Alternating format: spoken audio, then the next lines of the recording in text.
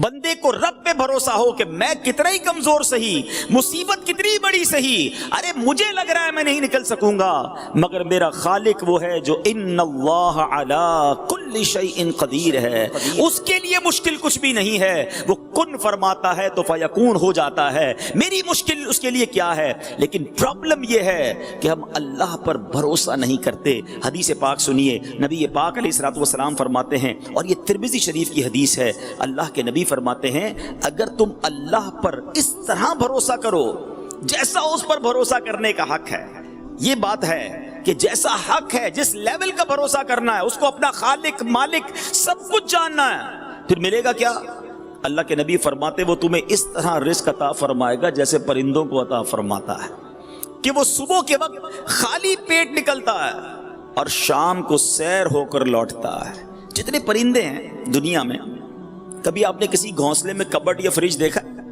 کچھ نہیں ہوتا، جب وہ صبح نکلتے ہیں سارے خالی پیٹ ہوتے ہیں، مگر شام جب وہ لوٹتے ہیں تو سب کو اللہ نے رزق دے دیا ہوتا ہے۔ بھروسہ ہے نا، ان کو ٹینشن نہیں ہے، ہم اشرف المخلوقات ہیں، ہماری ٹینشن ہی ختم نہیں ہوتی، اس پروجیکٹ کے بعد اگلے پروجیکٹ کا کیا ہوگا، یہ مال نہیں بکا تو پھر کیا ہوگا، سریے کا ریٹ بڑھ گیا تو پھر کیا ہوگا، ٹینشن میں ہی زندگی گزر رہی ہے۔ مسئلہ کیا ہے کہ نہ شکر رہا نہ اللہ پر بھروسہ رہا، یہ دو چیزیں ہم سے گئیں، لائف سے انجوائمنٹ بھی ختم ہو گئی اور ٹینشنوں نے بسیرا ڈال دیا ہے۔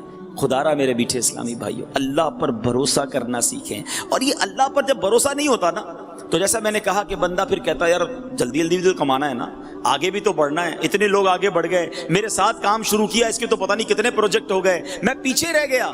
اب وہ تو پیچھے رہ گیا والا سیناریو ہے نا، وہ مایوسی بھی پیدا کرتا ہے اور بندے کو حرام کی طرف بھی لے جاتا ہے۔ یہ جو پیچھے رہ جانے کی وجہ سے ٹینشن ہے نا، اس کو ذرا سمجھیے گا۔ ایک بادشاہ تھا اور اس بادشاہ کے پاس بڑا پیسہ ہے، ظاہر ہے بادشاہ تو بادشاہ ہی ہوتا ہے، بہت پیسے ہوتے ہیں، مگر اسے نیند نہیں آتی تھی، رات کو سوچتا ہی رہتا تھا، ٹینشنیں رہتی تھی۔ اس نے اپنے وزیر کو بلایا، کہتا ہے میں رات کو جب سوتا ہوں مجھے ٹینشن رہتی ہے، نیند نہیں آتی، فریش نہیں ہوتا، میں جب بھی کھڑکی کھول کے باہر اپنے خادموں کو دیکھتا ہوں، غلاموں کو دیکھتا ہوں، بڑے مزے سے سو رہے ہوتے ہیں، ہنس کھیل رہے ہوتے ہیں، ان کے چہرے پہ کوئی ٹینشن بھی نہیں ہے، میرے پاس بہت کچھ ہے اور ٹینشن ہے، ان کے پاس کچھ بھی نہیں پھر بھی فریش ہے۔ کہ بادشاہ سلامت اس کو سمجھنے کے لیے آپ کو 99 نمبر والا فارمولا یوز کرنا ہوگا۔ اب ذرا آج سارے بھائی یہ فارمولا سمجھ جاؤ۔ اس نے بادشاہ کے غلام کو بلایا کہ ذرا قریب آؤ، اور بادشاہ سلامت سے کہا کہ ذرا 100 اشرفیوں کا ایک انعام کی تھیلی مجھے دیں۔ 100 اشرفیاں، اٹ مینس 100 گولڈ کوئنز، سونے کی اشرفیاں۔ بادشاہ سے وہ تھیلی لی اور اس میں سے ایک کوئن اس نے نکال کر جیب میں رکھ لیا، ایک اشرفی، اور 99 کا تحفہ اس غلام کو دیا کہ جاؤ تمہیں بادشاہ نے 100 اشرفیوں کا تحفہ دیا۔ وہ تو بہت خوش، کبھی زندگی میں اتنی اشرفیاں نہیں دیکھی تھی، دوڑا دوڑا گھر گیا، گھر والوں کو بتایا مبارک ہو، کیا ہوا؟ بادشاہ سلامت نے 100 اشرفیاں دی ہیں، اور کمال ہو گیا، صاحب نے تو دل پھر گئے، سارے گھر والے خوش، ایوری بڈی بیکم ہیپی۔ تھوڑی دیر بعد جب بہت خوش ہو گئے، بڑا انجوائے کیا، کھانا بھی بڑا اچھا لگا۔ آپ کا بھی جب ڈیل اچھی ہوتی ہے اس دن کھانا بھی بڑا اچھا لگتا ہے، پتہ ہے بندہ اس دن فروٹ بھی گھر والوں کے لیے لے کے جاتا ہے، ارے آج ڈیل بڑی اچھی ہوئی ہے، سودا پلاٹ بڑا کمال کا بکا ہے۔ جس دن ڈیل اچھی ہو اس دن موڈ اچھا، جس دن مندہ ہو اس دن ہمارا بھی موڈ خراب، گھر والوں کا بھی موڈ خراب کر دینا ہے۔ ان کا کیا قصور تھا بھائی؟ اب یہی ہو رہا ہے اس غلام کے گھر میں، سب لوگ خوش، وہ دال روٹی بھی اچھی لگ رہی ہے ان کو۔ بعد میں بچوں نے کہا ابا جان کبھی اشرفیاں دیکھی نہیں ہیں، دکھائیں تو صحیح، ہم بھی تو دیکھیں کیسی ہیں وہ اشرفیاں۔ باپ نے کہا چلو کھولتے ہیں، کھولی تو وہ پورا ڈھیر لگ گیا۔ اچھا ابو اب گن لیں؟ کہا چلو گنو، بچوں کو خوشی ہوتی ہے۔ بچوں نے گنا تو کہا ابو یہ تو 99 ہیں، 100 نہیں ہیں۔ ارے تم کو گننا نہیں آتا، دوبارہ گنو۔ دوبارہ گنی، 99۔ ابو پھر 99 ہیں، ہٹ آٹو میں گنتا ہوں۔ اب اس غلام نے، اس کی بیوی نے گنی، پھر 99۔ ایک کدھر گئی؟ بادشاہ سلامت کے دربار سے تو پوری ملی ہوں گی۔ اب بیوی کہتی ہے تم سے سنبھلتی نہیں کوئی چیز، اتنی بڑا تحفہ ملا تم یہ تھیلی نہیں سنبھال سکے، اتنی قیمتی ایک اشرفی کی قیمت پتہ ہے تمہیں؟ کبھی زندگی میں دیکھی تھی؟ وہی گرا کے آ گئے۔ اور بیٹی کہتی نہیں امی ابو یہیں کسی دراز کے نیچے، کبٹ کے نیچے گر گئی ہوگی۔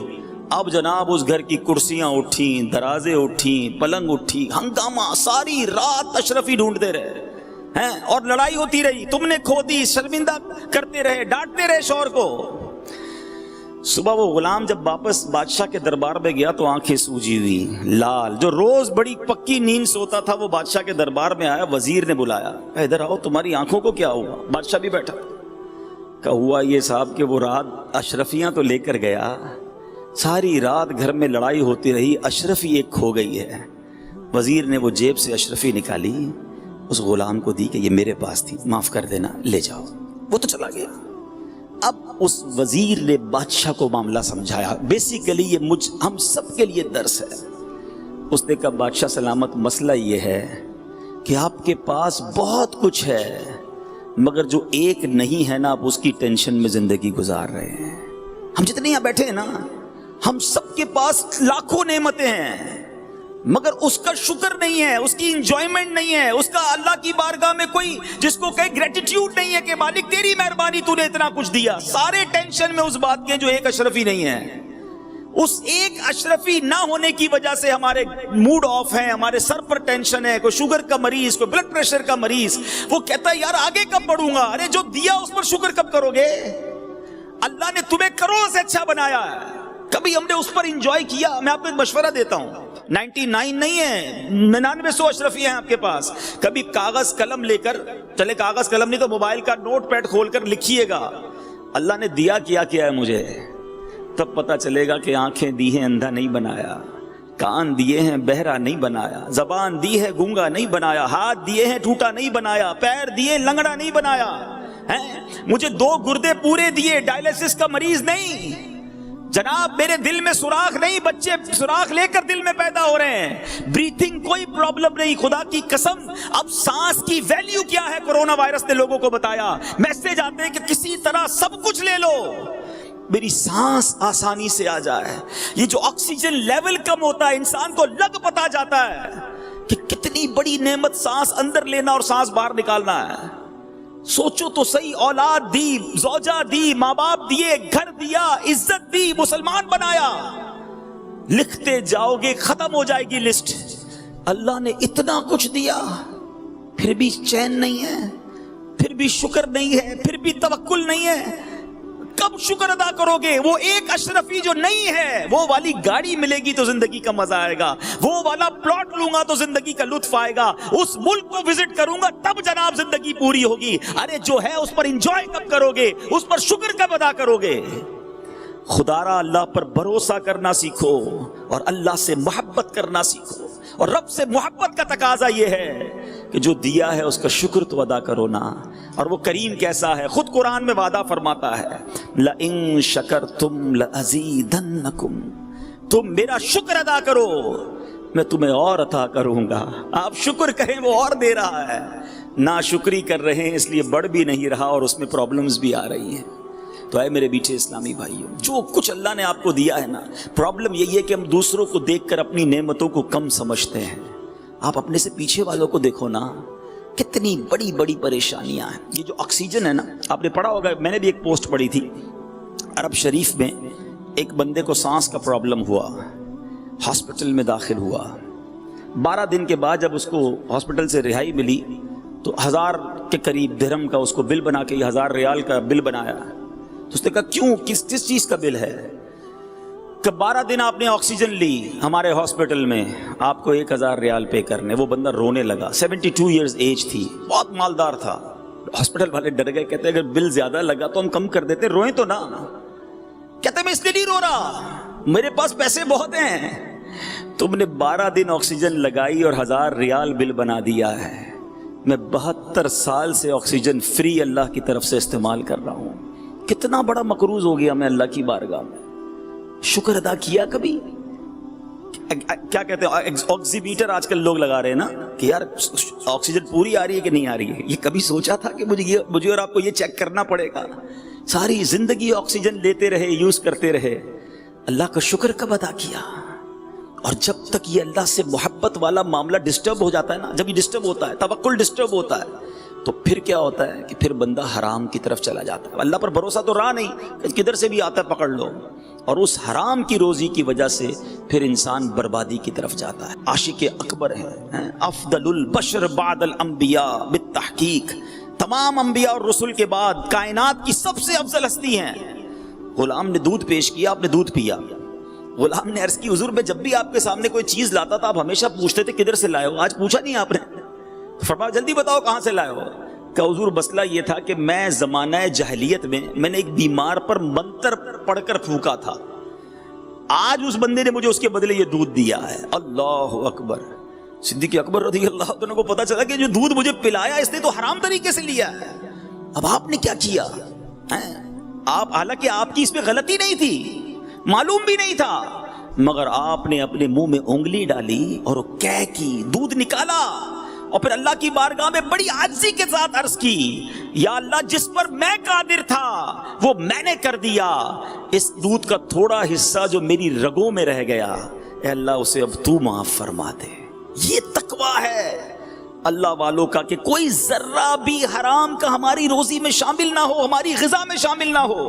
آپ کو اللہ پاک نے بڑا مرتبہ دیا ہے، اگر سچے طریقے سے آپ کام کریں تو یہ کوئی چھوٹا کام نہیں ہے۔ سنو، ایک بار نبی پاک علیہ الصلوۃ والسلام کی بارگاہ میں کچھ لوگ حاضر تھے۔ ایک شخص نے عرض کی یا رسول اللہ صلی اللہ تعالی علیہ وسلم میں سلائی کا کام کرتا ہوں۔ نبی پاک نے فرمایا اگر دیانت داری کے ساتھ کام کرو گے تو حضرت ادریس کے ساتھ جنت میں داخل ہوگے۔ ایک شخص نے کہا حضور میں معمار ہوں۔ سنو بلڈروں، تعمیر کرنے والوں، وہ بھی بلڈر تھا، گھر بنانے والا تھا، کہتا حضور میں گھر بناتا ہوں، معمار ہوں، بلڈر ہوں۔ نبی پاک نے فرمایا اگر تو نے صحیح طریقے سے ایمانداری سے کام کیا نا تو حضرت ابراہیم علیہ السلام کے ساتھ جنت میں داخل ہوگا۔ حضرت ابراہیم نے کعبے کی تعمیر کی تھی نا۔ اے گھر بنانے والوں، عمارتیں بنانے والوں، سچ بولنا، دھوکہ نہ دینا، اسی کاروبار سے انشاءاللہ جنت میں پہنچ جاؤ گے۔ اللہ کے حبیب نے فرمایا اگر ایمانداری سے کام کرو گے تو حضرت ابراہیم کے ساتھ جنت میں داخل ہوگے۔ آگے سنو، تجارت کرنے والے بیٹھے ہیں، بزنس کمیونٹی کے لوگ یہاں بیٹھے ہیں اور مجھے مدنی چینل پر بعد میں سنیں گے۔ اللہ کے حبیب علیہ الصلوۃ والسلام سے ایک شخص نے عرض کی حضور میں تجارت کرتا ہوں، بزنس مین ہوں۔ نبی پاک علیہ الصلوۃ والسلام نے فرمایا اگر تو نے ایمانداری سے کام کیا تو میرے ساتھ جنت میں داخل ہوگا۔ تو یہ ہے اسلام ڈسکریج نہیں کرتا کاروبار کرنے کو، پیسے کمانے کو، لیکن سچ بول کر کریں نا، جھوٹ بول کر، دھوکہ دے کر کسی طرح بس پیسے آ جائیں، گاہک کا بیڑا غرق ہو، کسٹمر کو خراب مال ملتا ہو تو مل جائے، اپنی بکنگ ہونی چاہیے، اپنا سودا بکنا چاہیے۔ یہ ایک بار کر لو گے، دو بار کر لو گے۔ اچھا بزرگ اور جو سینئر لوگ بیٹھے میری بات کو سیکنڈ کریں گے کہ جو سچ بولتا ہے، پراپر چیز دیتا ہے۔ میں ایسے بلڈروں کو بھی جانتا ہوں بتاتے کم ہے دیتے زیادہ ہیں، پہلے بتائیں گے یہ چیزیں ہوں گی، اس سے اچھی لگا کر دیں گے، ان کا کاروبار کم نہیں ہوتا، ان کو لوگ پہلے سے بکنگ کروا رہے ہوتے ہیں۔ سچ کو آنچ نہیں ہے، آپ ایک بار گاہک کا نقصان کر لیں گے، آپ ایک بار دھوکہ دے دیں گے، لیکن جو سچا سودا بیچتا ہے، کھرا سودا بیچتا ہے، تھوڑا نفع رکھتا ہے، گاہک کو جناب سپورٹ کرتا ہے، اس کی جناب پروجیکٹس میں لائن لگی ہوئی، اس کا نام بن جاتا ہے، اس کا برانڈ بن جاتا ہے۔ اٹ مینز کہ جب سچے کو دنیا میں اتنا فائدہ ہو رہا ہے تو انشاءاللہ جنت میں بھی وہ جائے گا، اس کو وہاں بھی فائدے ملیں گے۔ ایک اور حدیث پاک ہے نا، نبی پاک علیہ الصلوۃ والسلام فرماتے ہیں سچا امانت دار تاجر قیامت کے دن صدیقین، شہداء اور صالحین کے ساتھ اٹھایا جائے گا، انبیاء کے ساتھ اٹھایا جائے گا۔ حدیث پاک کا مضمون تو یہ کیا ہے؟ کسی مفتی صاحب کے فضائل تو میں بیان نہیں کر رہا، لیکن سچ بولنا ہے، دھوکہ نہیں دینا ہے، اللہ پر بھروسہ رکھو۔ آپ سچ، آپ کو شیطان کیا خیال دلوائے گا، یار اب مارکیٹ میں ایسا دور ہی نہیں رہا، میں سچ بولوں گا میرا سودا ہی نہیں بکنا ہے، سارے ہی جناب بتاتے کچھ ہیں، دیتے کچھ ہیں، کیٹلاگ کسی اور طرح کا ہوتا ہے، سودا کچھ اور ہوتا ہے۔ نہیں جناب، یہ کرنا پڑتا ہے۔ آپ پھر توکل کدھر گیا؟ وہی تو میرا بیان ہے نا، بھروسہ کدھر گیا، ایمان کدھر گیا کہ سب غلط کر رہے ہیں تو میں بھی غلط کروں گا تو ہی میرا مال بکے گا؟ نہیں۔ ایک بات آج ذہن میں بٹھا لیجئے، جو میرے نصیب میں ہے وہ مجھ سے کوئی چھین نہیں سکتا، اور جو میرے نصیب میں نہیں وہ مجھے کوئی دے نہیں سکتا۔ تو جو آپ کے مقدر میں نا وہ آپ کے گھر تک پہنچے گا۔ آپ صبر تو کریں، سچ بولیں، دھوکہ نہ دیں، حلال کا ذہن رکھیں، اور سبحان اللہ حلال روزی کدھر پہنچاتی ہے انسان کو۔ حضرت سعد بن ابی وقاص رضی اللہ تعالیٰ عنہ نے ایک بار نبی پاک سے ایک سوال کیا، سوال سنیے گا، شاید یہ آپ سب کے دل کا سوال ہوگا۔ عرض کرتے ہیں حضور میں مستجاب الدعوات بننا چاہتا ہوں۔ What is the meaning of مستجاب الدعوات؟ مستجاب الدعوات وہ ہوتا ہے کہ جو دعا کرے وہ دعا قبول ہو جائے۔ آپ سارے بھی بننا چاہتے ہیں نا؟ اب اللہ کے نبی علیہ الصلوۃ والسلام نے، آخری نبی علیہ الصلوۃ والسلام نے کوئی لمبی چوڑی لسٹ نہیں دی کہ اے سعد اتنے روزے رکھو، اتنے سجدے کرو، اتنے مجاہدات کرو، تمہاری دعائیں قبول ہونا شروع ہو جائیں گی. نہیں، نبی پاک نے ایک جملے میں جواب دے دیا. فرمایا اے سعد اپنی غذا پاکیزہ کر لو تو مستجاب الدعوات بن جاؤ گے. That's it. روزی سچی، غذا پکی، حلال. اللہ کے بندے کس طرح اللہ پر بھروسہ کرتے اور اپنے بچوں کو بھی توکل سکھاتے تھے. آج تو ہم نے اپنے بچوں کی بھی ٹریننگ کی، بیٹا دیکھ پیسہ ہوگا تو کامیاب ہوگا، دنیا میں پیسے کے علاوہ کچھ نہیں ہے. جب آپ اپنے بچوں کو، اپنے جونیئرز کو یہ ٹرین کرتے ہیں نا تو خود غرضی پیدا ہو جاتی ہے. آج کوئی کسی کو قرضہ نہیں دیتا ہے، قرضے پہ بھی سود لینا ہے، یار پیسے پہ پیسہ ملے گا تو دوں گا، کیونکہ رحم دلی ختم ہو گئی نا. مائنڈ سیٹ یہ بن گیا کہ پیسہ ہی ہوگا تو سب کچھ ہوگا. پہلے تو یہ ذہن سے نکال دو، اگر پیسے سے ہی خوشیاں ملتی ہوتی تو کوئی امیر پھر غم زدہ نہ ہوتا، کسی امیر کو کوئی ٹینشن ہی نہ ہوتی. ہم تو دعوت اسلامی کا شعبہ یہی رکھتے ہیں، بزنس کمیونٹی اور پرسنالٹی سے ملتے ہیں. یقین کریں آپ بھی یہاں بیٹھے ہیں، آپ کو بھی تجربہ ہوگا. بڑے بڑے مالدار جب اکیلے میں مل کر اپنی پوزیشن بتاتے ہیں، اپنے مسائل بتاتے ہیں تو بندہ حیران ہو جاتا ہے کہ یار اتنا دکھی ہے، اس کے گھر میں اتنے مسائل ہیں. تو پیسے سے غم دور نہیں ہوتے، اللہ چاہے تو خوشیاں ملتی ہیں. حضرت احمد بن حرب رحمۃ اللہ تعالی، اپنی آخری بات کر کے گفتگو ختم کرتا ہوں تاکہ ہم خود بھی توکل کریں، اپنے بچوں کو بھی توکل سکھائیں. آپ کے بارے میں آتا ہے کہ آپ نے اپنے بچے کی کمال کی ٹریننگ کی. بچے کو کہا جب بھوک لگے، گھر میں ایک بڑا سا یوں سمجھے کہ کھڑکی تھی، تو آپ نے بچے سے یہ کہا کہ بیٹا جب تمہیں کھانا کھانا ہو نا تو اس کھڑکی کے پاس جا کر اللہ سے دعا کرنا کہ یا اللہ مجھے کھانا دے دے، یا اللہ مجھے روزی دے دے. تمہیں کھانا اس کھڑکی سے مل جایا کرے گا. اور اپنی زوجہ سے کہا کہ جب کھانے کا وقت ہو تو کھڑکی پہ پیچھے سے کھانا رکھ دینا. بیٹا روز جاتا، کھانے کا وقت ہوتا کہ یا اللہ مجھے کھانا دے دے. بیوی ان کی والدہ جو تھی وہ پیچھے سے تھالی رکھ دیتی، وہ کھانا اٹھاتا. اس کو بچپن سے یہ فیل کروایا جا رہا تھا کہ روزی دینے والی ذات رب کائنات کی ہے. وہ بیٹا یہی کرتا رہا. ایک دن ان کی بیٹی، ان کی جو زوجہ تھی، وہ گھبرائے ہوئے حضرت احمد بن حرب کے پاس آئی کہ آج تو کمال ہو گیا. کیا ہوا؟ کب آج کھانے کا ٹائم ہوا میں لیٹ ہو گئی. جب میں دوڑی وہاں گئی تو دیکھا بچہ خود ہی کھانا کھا رہا ہے. میں نے کہا بیٹا یہ کھانا کہاں سے آیا؟ کہا روز اللہ بھیجتا ہے، آج بھی اللہ کی طرف سے آیا. تو حضور یہ بتائیں آج کا کھانا کدھر سے آیا؟ تو حضرت احمد بن حرب کہتے ہیں مجھے اسی دن کا انتظار تھا. اب تم نے کھانا نہیں رکھنا، اب اللہ قریب اسے اپنے غیب کے خزانوں سے عطا فرمائے گا. جب لیول آف توکل یہ ہوتا ہے نا تو غیب کے در کھلتے ہیں، رزق کے دروازے کھلتے ہیں. ایک بزرگ کا بیان ہے کہ وہ دل میں روزی طلب کرنے کے ارادے سے گھر سے نکلے اور ایک جنگل میں سے گزرے. ایک بیابان دیکھا، سناٹے والی جگہ دیکھی اور وہاں ایک لومڑی کو دیکھا. وہ لومڑی بڑی فربا تھی، تروز تازہ تھی، لیکن کمال یہ تھا فریش فیل ہو رہی تھی، تازہ فیل ہو رہی تھی، مگر نہ اس کے ہاتھ پیر تھے اور نہ اس کی آنکھیں تھیں، اندھی بھی تھی. تو یہ حیران ہو گئے کہ جب اس کے پیر بھی نہیں ہیں، چل نہیں سکتی، دیکھ نہیں سکتی، تو کھانا کدھر سے آتا ہے؟ بیابان بھی ہے، کوئی جگہ بھی نہیں، کھلانے والا بھی کوئی نہیں. تو سوچنے لگے کہ اللہ تبارک و تعالیٰ نے اس کے کھانے پینے کا انتظام کیا کیا ہے، میں ذرا غور سے دیکھتا ہوں. اب جناب دل میں سوچ ہی رہے تھے کہ اچانک زمین شق ہوئی. زمین کے اندر سے 2 پیالے برآمد ہوئے، ایک پیالہ دودھ کا اور ایک پیالے میں شہد بھرا ہوا تھا. کہا اچھا اللہ نے ایسا انتظام کیا، لیکن یہ پیے گی کیسے؟ دیکھ بھی نہیں سکتی، آگے جا کر اس کو کیسے پیے گی؟ اب یہی سوچ رہے تھے کہ دیکھا کہ قریب پہاڑ سے ایک نہایت خوبصورت بزرگ جو ہے وہ نیچے تشریف لائے اور ان دونوں پیالوں کو اٹھایا اور لومڑی کے پاس لے گئے اور جا کے لومڑی کو پلا دیا. جب وہ نورانی بزرگ واپس جانے لگے تو یہ جو بزرگ تھے جو روزی کی تلاش میں نکلے تھے، انہوں نے پکڑ لیا. کہا حضرت یہ بتائیں آپ ہیں کون؟ یہ کون سی ڈیوٹی ہے آپ کی کہ آپ اتنا دور سے آئے اور اس لومڑی کو یہ 2 پیالے پلائے آپ نے؟ تو وہ جو بزرگ تھے نورانی چہرے والے کہتے میں ایک فرشتہ ہوں اور اللہ کریم نے میری یہ ڈیوٹی لگائی ہے، یہ خدمت میرے سپرد کی ہے کہ روز صبح و شام یہاں آؤں اور اس لومڑی کو پیٹ بھر کر غذا کھلاؤں. ایک لومڑی کو غذا پہنچانے کا انتظام یہ تھا. اچھا اب وہ بزرگ سوچنے لگے کہ جب اللہ پاک لومڑی کو اتنا زبردست انتظام دے سکتا ہے تو مجھے کیا ضرورت ہے پھر روزی کمانے کی؟ میں بھی اللہ اللہ کرتا ہوں، میں بھی عبادت کرتا ہوں، پھر کاروبار اور نوکری اور اتنی محنت کرنے کی کیا ضرورت ہے؟ انہوں نے جناب ایک کنارہ پکڑا، ایک چشمے کے کنارے چلے گئے اور نماز اور روزے میں مشغول ہو گئے، دن رات عبادت نان اسٹاپ۔ 7 دن گزر گئے۔ آفٹر 7 days کوئی رزق نہیں پہنچا، کوئی کھانا لے کر نہیں آیا، بالکل نڈھال ہو گئے، نیئر ٹو انکانشیسنس، بے ہوشی کے قریب پہنچ گئے۔ اب جناب انہوں نے دعا کی کہ اے اللہ اپنی رحمت سے مجھے بھی کوئی لقمہ غذا عنایت فرما دے، 7 دن ہونے کو آئے، مجھے اب بھوک برداشت کرنے کی طاقت نہیں ہے، یا پھر میری روح قبض فرما لے۔ اب اللہ تبارک و تعالیٰ کی طرف سے جواب ملا کہ اے میرے بندے، اپنے ہاتھ پیر کو حرکت دے اور روزی طلب کر، میں تجھے تیرا رزق عطا کروں گا، خود بھی کھا اور محتاجوں کو بھی کھلا۔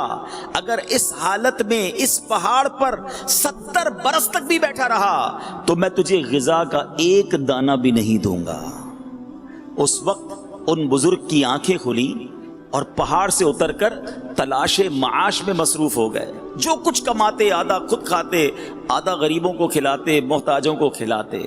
اے میرے میٹھے اسلامی بھائیو، اس واقعے سے ہمیں سبق کیا ملتا ہے؟ 2 باتیں ملتی ہیں کہ اللہ پاک نے سب کی روزی کا انتظام لکھ رکھا ہے، سب کا انتظام موجود ہے، سب تک روزی پہنچتی ہے، اور انسانوں کے لیے ضروری کیا ٹھہرا کہ وہ کوشش بھی کریں، توکل ضرور کرنا ہے، مگر توکل اس چیز کا نام نہیں ہے کہ بندہ ہاتھ پہ ہاتھ رکھ کے بیٹھ جائے کہ جناب گھر پہ روزی روز ہر مہینے آ جائے گی۔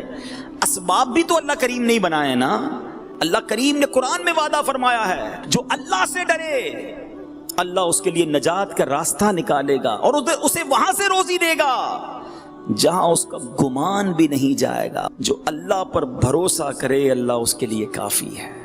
سبحان اللہ۔ حضرت انس بن مالک فرماتے ہیں کہ ایک بار نبی پاک علیہ الصلوۃ والسلام کی خدمت میں حاضر ہوا تو میں نے عرض کی یا رسول اللہ صلی اللہ تعالی علیہ وسلم، میرے ساتھ ایک اونٹ ہے، میں اسے باندھ کر اللہ پر توکل کروں یا یوں ہی چھوڑ دوں؟ تو ارشاد فرمایا پہلے اس کو باندھ لو پھر توکل کرو۔ تو یہ ہے توکل۔ ایکچولی آج میں نے اور آپ نے اس مختصر سی سٹنگ میں یہ سمجھنا ہے کہ توکل کہتے کس کو ہے، what is the meaning of توکل۔ باتیں تو ہم بہت کرتے ہیں کہ بھائی میرا بڑا توکل ہے اللہ پر، توکل کیا ہے؟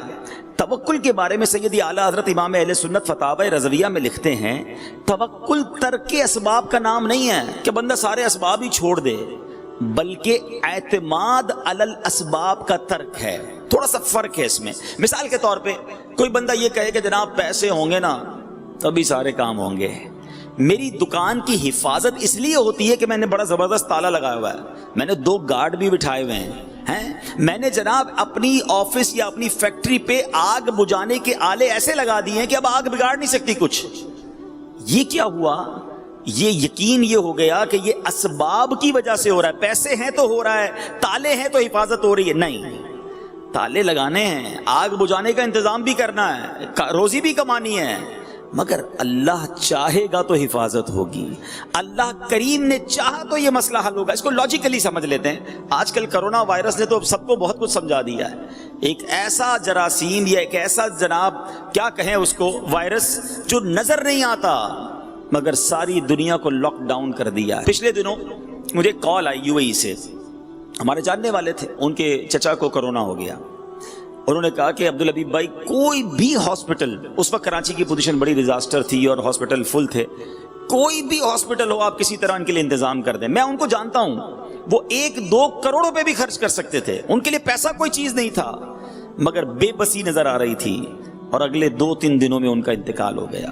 اللہ پاک ان کی مغفرت فرمائے، درجات بلند فرمائے۔ ہمیں یقیناً ان سب سے ہمدردی ہے مسلمانوں سے جو کرونا کی وجہ سے دنیا سے گئے یا کسی اور بیماری کی وجہ سے گئے، مگر یہ سمجھ تو آ رہی ہے نا کہ میں کچھ نہیں ہوں، اسباب کچھ نہیں ہیں، کوئی تو ہے جو نظام ہستی چلا رہا ہے۔ میرے پاس اپنی کچھ بھی ساری چیزیں جمع ہو جائیں، اگر رب نے نہیں چاہنا تو کچھ نہیں ہو سکتا۔ سارے پیسے آپ کے پاس ہوں، دنیا کا بیسٹ ڈاکٹر آپ ہائر کر لیں، دنیا کا بیسٹ ہاسپٹل آپ اپنے لیے چوز کر لیں، اگر اللہ نے شفا نہیں دینی تو شفا نہیں ملنی۔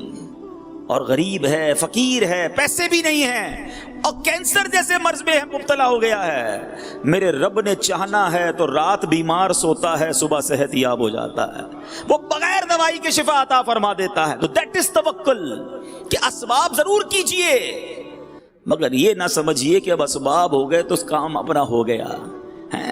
شیطان ہے نا، عجیب عجیب باتیں سجا رہا ہوتا ہے، یار پیسے بہت ضروری ہیں جناب، پیسے ہوں گے تو مدینے بھی تو جائیں گے نا، حج پہ بھی تو جانا ہے۔ ارے یہ بھی بہت سارے لوگوں نے سے دیکھ لیا ہوگا کہ کروڑوں پتی اربوں پتی لوگ ہوتے ہیں، ساری دنیا دیکھی ہوتی ہے، نہیں دیکھا تو کعبہ نہیں دیکھا، مدینہ نہیں دیکھا ہوتا۔ اور آپ نے بھی دیکھے، میں نے بھی دیکھے، ایسے ایسے غریب جن کے پاس اپنا گھر نہیں ہے، آقا نے بلایا تو کتنی بار مدینہ دیکھ لیا۔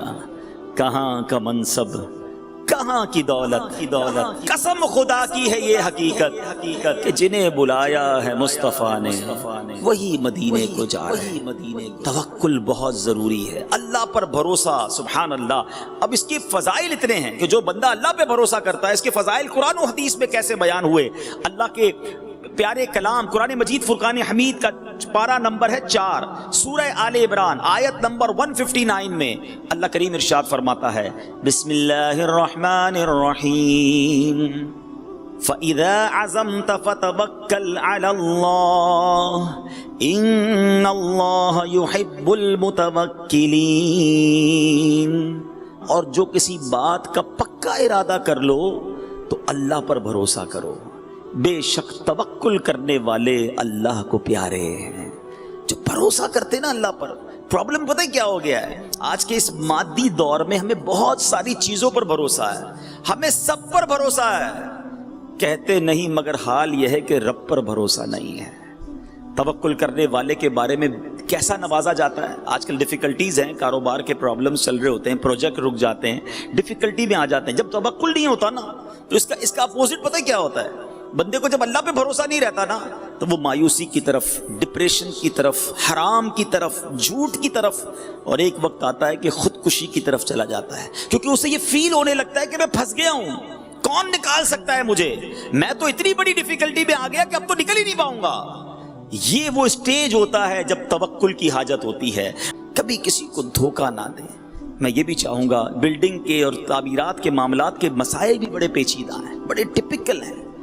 آپ اپنے اس پورے بزنس کو، الحمدللہ دعوت اسلامی آپ کو آفر کرتی ہے کہ دارالفتہ اہل سنت سے رابطہ کیجیے اور چیک کروائیے۔ بعض اوقات ڈیل کرنے میں، سودا کرنے میں، بالخصوص بلڈر کو اپنی زکوٰۃ کیسے ادا کرنی ہے، ایک بہت بڑا مارکت الارا مسئلہ ہے۔ اتنا بڑا پروجیکٹ بن رہا ہے، کس رقم پر زکوٰۃ نکالنی ہے، 5 سال میں پیسے آنے ہیں، تو اب کیا 5 سال کی زکوٰۃ ابھی نکلے گی یا بعد میں نکلے گی؟ ساری چیزیں کبھی آپ کو فکر مند کیا کسی نے؟ ٹیکس کب ہوگا اس کے ٹینشن تو ہے کہ یار اتنا بڑا پروجیکٹ لوں گا، اس کی وائٹ منی کتنی ہوگی، ٹیکس کتنا دینا پڑے گا؟ کبھی یہ سوچا کہ زکوٰۃ کتنی دینی پڑے گی؟ اس کے لیے کس مفتی صاحب سے آپ نے رابطہ کیا؟